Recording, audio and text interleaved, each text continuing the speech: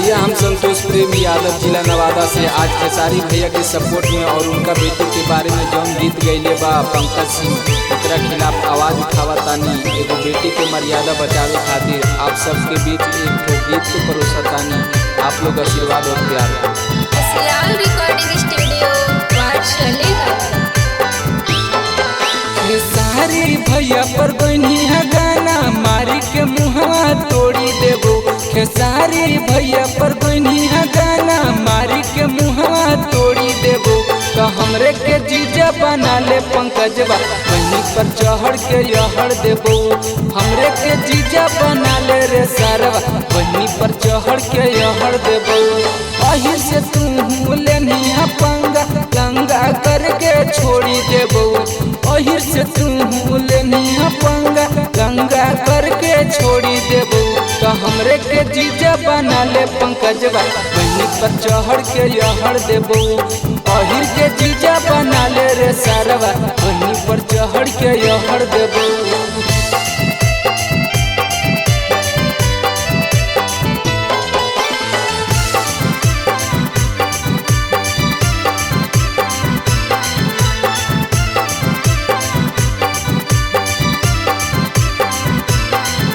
तो हमरे के जीजा बना ले पंकजवा बनी पर चढ़ के यहड़ देबो।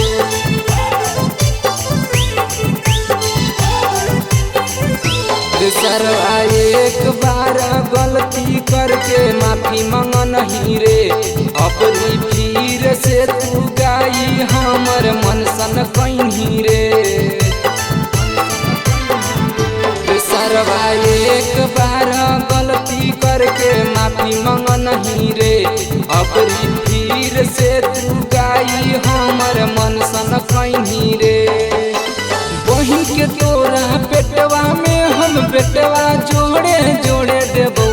बहिन के तोरा पेटवा में हम बेटवा जोड़े जोड़े देबो। तो हमरे के जीजा बना ले पंकजवा बनी पर चढ़ के यहड़ देबो। हमरे के जीजा बना ले रे सारवा बनी पर चढ़ के यहड़ देबो।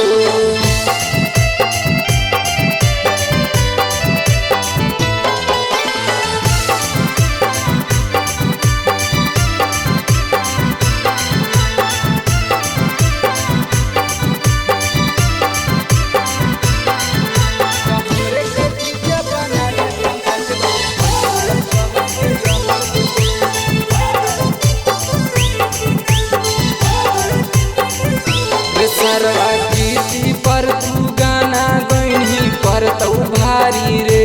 तोरा बहिन पर मोहर मारत अबरी संतोष खेसारी रे। सरवा कीर्ति पर तू गाना गईनी पर तू भारी रे। तोरा बहिन पर मोहर मारत अबरी रोहित खेसारी रे। 90 महीना में सुनै पंकजवा मामा बने के तोरा खबर देबो। 90 महीना में सुनै रे सरवा मामा बने के तोरा खबर देबो। तो हमरे के जीजा बना ले पंकजवा बनी पर चढ़ के यहड़ देबो। हमरे के जीजा बना ले रे सरवा बनी पर चढ़ के यहड़ देबो।